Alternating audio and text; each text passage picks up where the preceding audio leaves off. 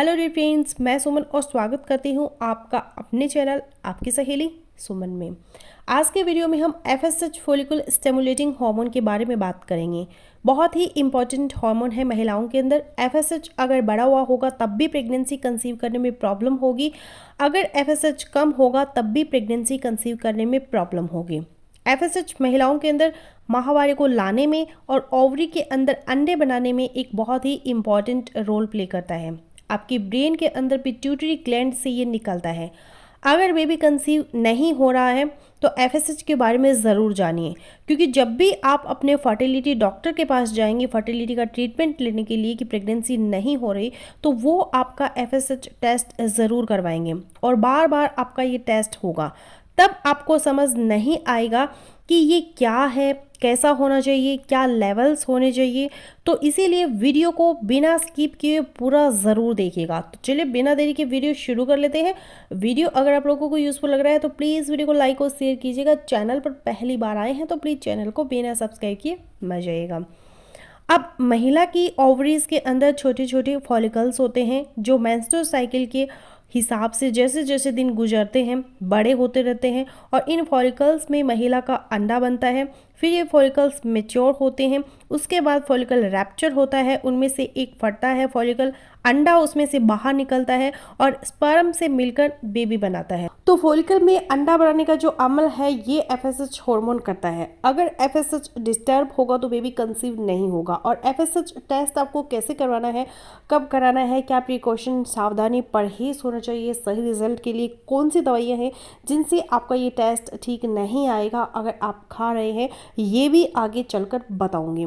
तो जैसे जैसे महिलाओं की एज ज़्यादा होती है 35-40 और मेनोपॉज की तरफ वो जाने लगती है तो ओवेरियन रिजर्व उनका कम होता जाता है और साथ साथ एफएसएच बढ़ता जाता है। तो अगर एफएसएच आपके अंदर हाई है तो इसका मतलब कि आपके अंदर ओवेरियन रिजर्व कम हो रहा है, आपके अंदर अंडे बनाने की क्वालिटी, आपके फॉलिकल्स बनने की क्वालिटी कम होती जा रही है।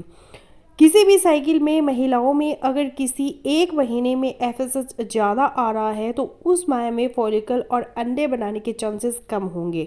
और उस माह में अगर आप ओवुलेशन इंडक्शन कर भी ले, यानी कि मेंसेस के 5 दिनों में डे 2 से लेकर डे 5 दिन तक अंडे बनाने की जो दवाइयाँ जैसे कि क्लोमिडी वगैरह है आप खा भी ले, तब भी कम चांस होंगे कि आपका अंडा बने।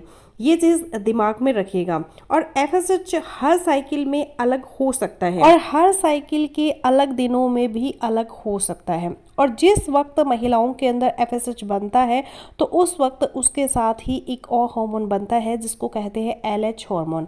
एफएसएच हार्मोन आपकी बॉडी के अंदर एस्ट्रोजन को बढ़ाता है और फॉलिकल्स बनाने में, अंडे बनाने में एक बहुत ही इंपॉर्टेंट रोल प्ले करता है। और जो एलएच हार्मोन है ये फिर वो जो फॉलिकल्स बने होते हैं उनको मैच्योर करवा के रैप्चर करवाने में इंपॉर्टेंट रोल प्ले करता है। अब एफएसएच हार्मोन आपको कब करवाना है कि अगर आप 12 महीने तक इकट्ठे रहे हैं हस्बैंड वाइफ और ट्राई करने के बावजूद प्रेगनेंसी कंसीव नहीं हो रही, या आपके पीरियड्स इरेगुलर है, या आपकी एज ज़्यादा हो गई है, महीना बंद होने को आ रहा है, महीना बंद होने की एज आ गई है, पेरीमेनोपॉजल एज है, तब भी आपको अपना एफएसएच टेस्ट है वो करवाना चाहिए। अब एफएसएच के लेवल अलग टाइम में अलग होते हैं, आपको कंफ्यूज कर देते हैं, इसका भी सॉल्यूशन मैं आपको बताऊंगी। पहले मैं एफएसएच के लेवल्स आपको बता दूं कि जब अभी आपकी प्यूबर्टी की एज शुरू हुई होती है, यानी कि बच्चियां जवान नहीं हुई होती, तो प्यूबर्टी से पहले 0 से लेकर 4 इंटरनेशनल यूनिट पर ml हो सकता है एफएसएच। और जब प्यूबर्टी शुरू हो जाती है, बच्चियों के अंदर माहवारी शुरू हो जाती है, तो उस वक्त 0.3 से लेकर 10 इंटरनेशनल यूनिट होता है इसका लेवल। और जब आप रिप्रोडक्टिव एज के अंदर होती है, यंग होती है, महिला बच्चा पैदा करने की एज में होती है, उस वक्त 4.7 मिनिमम से लेकर 20.5 तक हो सकता है। और फिर जब मेनोपॉजल एज आती है, आपके मेंसेस बंद होने को आते हैं, उस टाइम पे 25 से लेके 13.4 इंटरनेशनल यूनिट हो सकता है। तो बड़े हुए एफएसएस का मतलब है कि आपके अंदर अंडे बनाने की क्वालिटी कम होती जा रही है। अब इतने सारे लेवल्स सुन के आप परेशान हो गई होंगी कि अब नॉर्मल लेवल आप किसको समझे। तो इसका एक आसान सा हल मैं आपको बता देती हूँ कि अगर आप रिप्रोडक्टिव एज के अंदर है, यंग महिला है और प्रेगनेंसी के लिए कोशिश कर रही है, तो नॉर्मली आपका एफएसएच कितना होना चाहिए, 10 से लेकर 12 इंटरनेशनल यूनिट पर ml आपका एफएसएच होना चाहिए। अगर एफएसएच आपका 10 से ज़्यादा होता जा रहा है तो इसका मतलब है कि आपके अंदर ओवेरियन रिजर्व कम होता जा रहा है। तो सिर्फ एफएसएच या फिर ओवेरियन रिजर्व को चेक करने का ओनली इंडिकेटर नहीं होता, आप साथ में अपनी बाकी चीज़ें जैसे कि एएमएच टेस्ट भी, एंटी मिलियर हार्मोन टेस्ट भी करवाएं ताकि आपको कंफर्म हो सके कि आपके अंदर जो ओवेरियन रिजर्व है वो कम होता जा रहा है। अब जो महिलाएं ओवुलेशन इंजेक्शन के लिए जाती है, अंडे बनाने वाले दवाइयाँ खाती हैं, उनके लिए ये आइडियल सजेशन होती है कि उनका एफएसएच 14 से कम होना चाहिए। अगर वो चाहती हैं कि सक्सेसफुली उनके अंदर ओवुलेशन इंजेक्शन हो, अंडे बनाने वाली दवाइयाँ उनके अंदर काम करें और अंडे बने, तो एफएसएच 14 से कम होना चाहिए। अब एफएसएच हार्मोन के लिए आपको कब टेस्ट करवाना है, ये एक सिंपल सा टेस्ट होता है। ब्लड टेस्ट आपको अपना देना होता है, सैंपल ब्लड का, खून का। और कब देना है, ये मोस्टली मेंसेस के 3rd डे पे इसका सैंपल दिया जाता है, यानी कि जिस दिन आपको पहले दिन मेंसेस आए वो डे 1 काउंट होता है और डे 3rd पे आपको ये टेस्ट है वो करवाना होता है एफएसएच का।